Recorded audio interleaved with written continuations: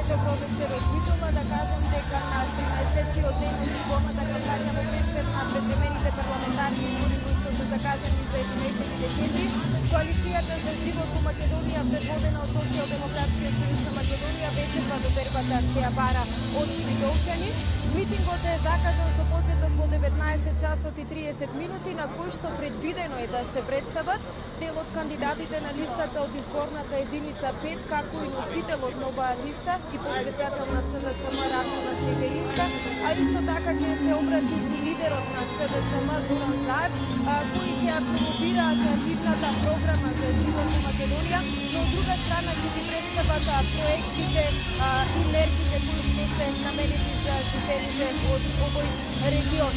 Морам да кажам дека граѓаните веќе се собираат тука, ете за 20 на минути како што е најавено, се очекува да започне митингот на коалицијата предводена од СДСМ,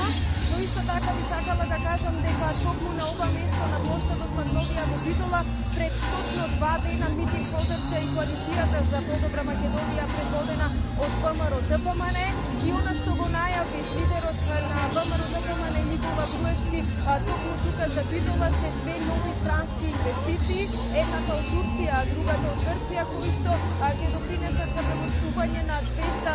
кои што ќе отворат 260 работни места. Се разбира за тоа кои пораки ќе бидат пренесени вечерва тука од митингот на СДСМ во Битола, каква ќе биде атмосферата, ќе го бараме повторно вклучување во вестите во 20 часот, доколку се разбира траеше уште митингот да слушнеме дел од пораките и од атмосферата, но доколку е завршен да ги пренесеме сите овие пораки кои што